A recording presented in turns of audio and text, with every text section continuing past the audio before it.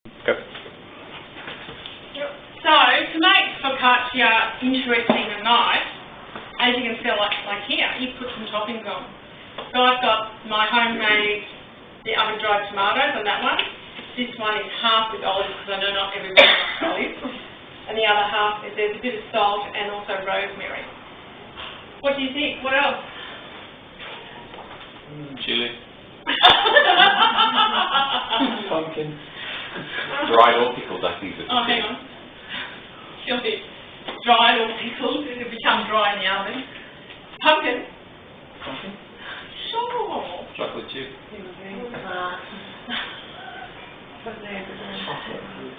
Chocolate chip. Capsicum. Yeah. Yeah, or apple. Any of that. Oh, apple. Banana. Soft. Banana. No, that's an abomination. Oh, banana. Banana. And a tin of banana and a tin of sweet condensed milk. Would that caramelise, do you think? The apple would probably need to be softened, wouldn't it? The harder fruit. Apple. Probably not. If you just have to slice it really thin. Yeah, So I would use my food processor because but then I would soak it in a little bit of cold water with a bit of lemon juice so it doesn't go brown before, so it soaks that up. But then if you put that just a thin layer on, I think that would cook because it goes on a very high heat for a short time. I think it would be just right. I think about 220 for 15 minutes. So I think a really thin, it would, but I think that would cook, but you could put cooked apple on top as well. So it'd be sort of like a crumbly, what's that other thing? Banoffee. No. No, what's that one where you have a cake and then you put the fruit in it? Fruit cake. Fruit cake. So you basically have any sort of fruit, yeah? Cheese. Any fruit, pears. What did you say? Cheese. Yes. And I actually have some goat cheese if anyone wants to put some on. And I also have these little babies that you could put in as well as part of your topping. So have it, you actually put the whole thing into your, or halve it and put it as a topping. That would work. And cheeses. And you can almost do anything also that would be on a pizza, isn't it? To make it done. Yeah. Macaroni. You could put like a fruit puree mix in it. That'd be like an apple paste. Oh, something like that. Swirl. Yeah, swirl thing. That would be really interesting to try.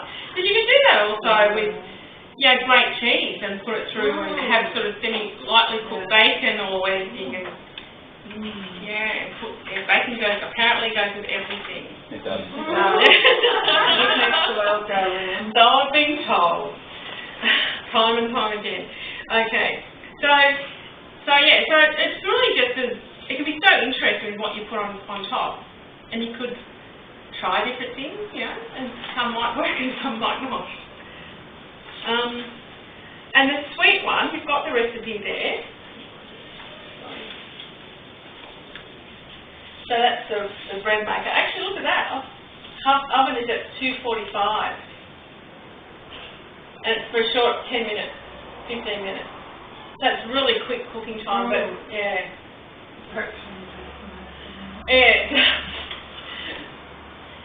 So as I was saying with the hands-on, it's just you mix it up in the bowl first, then you pour it out onto a floured surface, and then you need to start kneading it for a while until it all comes together into a bowl. And then you need to put it back into a container so it can actually rise. Toppings, I've already talked about that, but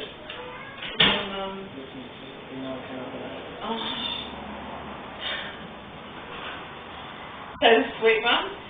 So I think I've already been through that. So there's cinnamon. The recipe is a little bit different. It has melted butter in it as well, so it has a little bit more cakey texture about it. The other foccaccia, the savoury one, is more, of course, bready, but this one is sort of a little bit more cakey. If you had an egg in there, it'd be even more cakey. If you wanted to, you could always add an egg.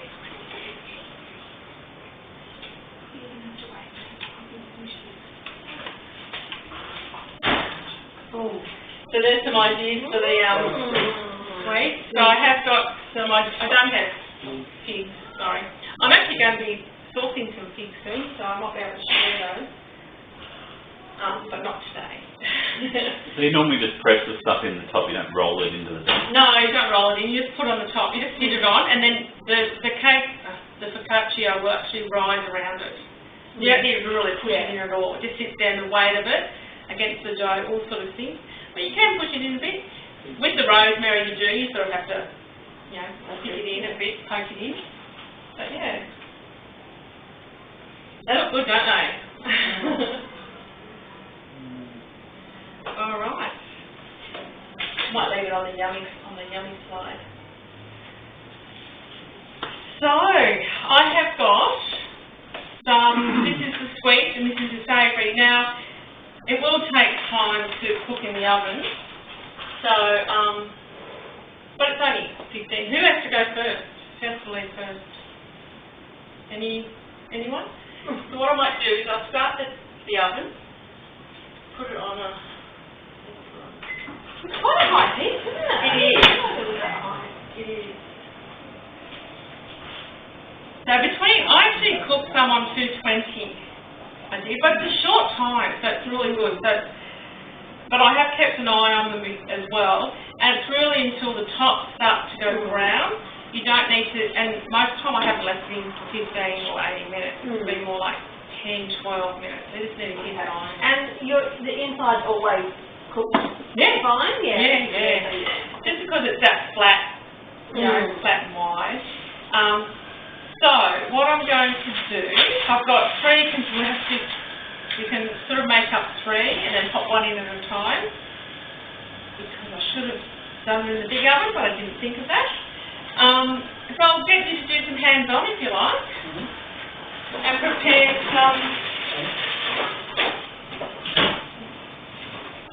your own.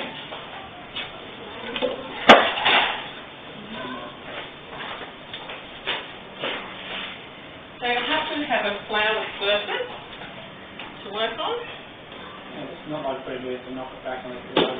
No. Well, so, right, it has risen. So what you'll do is, you'll sort of just need to shape it a bit, and then put it, and then when you push it out into your container, and then I have left it for about 10 minutes normally, and this rises that little bit more again a second time. So I guess in a way, yes.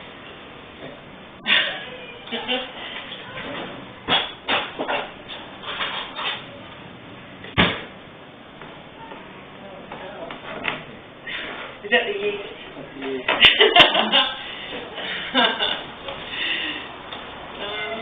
4.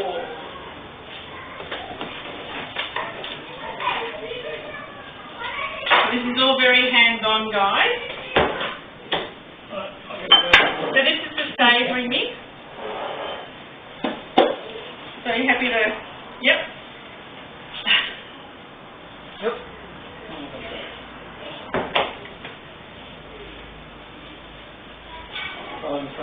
A little bit, not too much.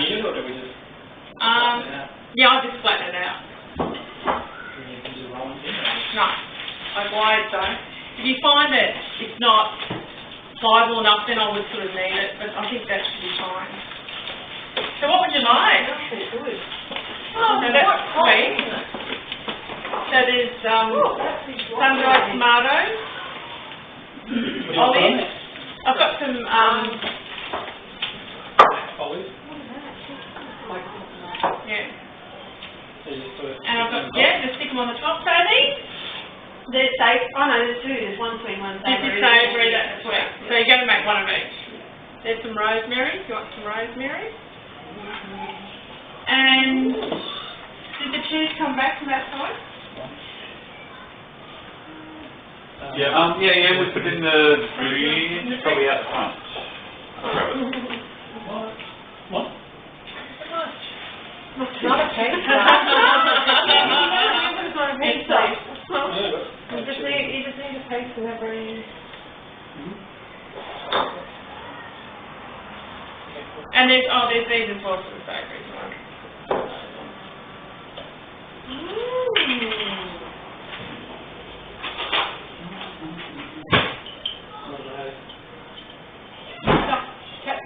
little capsicum things. They've got a little bite, a little bit of heat, not a lot. And there is some salami if you want to make it more into a pizza. Yeah. Thank you. Someone else can type and start there if you like. You don't have to push it out to the full pencil. Andrew. Who you need. That's okay, I'll let it sit. I'll let that one sit up here. Sit for a little while before you do it. I'm getting up. I'm good with that. I was thinking to put cheese, like grated cheese and condensed milk. Cheese and caramel and cream.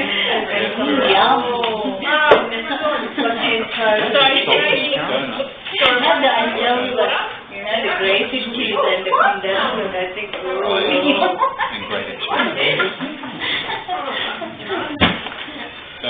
Strong cheese or mild? Just knead it a little bit. So let's make it a bit more pliable. I thought it might Donut be like. Was it? very good. And then just pull it out. It probably won't go to the full, as big as it can go. You don't want to make it too thin though. It's not a piece of bacon, remember?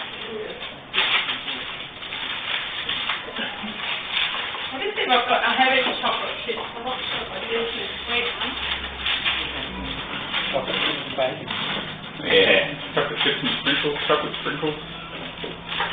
Bacon. Will it? Oh, it comes back to bacon. Yeah. It will, Yeah. okay. So I was like, quite flames and that. Yeah. So it will rise. So if you think this probably almost double in size. And if you look at that, the bit, what normally happens with it, when you put the topping on it, they're the bits that sink down, and then the other bits around it will rise. You have a look there. So what? I didn't do it enough. Yeah, I'll put you on. Whatever makes you happy. Never. She said what I put on it, so it Oh. makes you happy. Oh yes, that's right. And what I did with mine was I sort of smeared it on.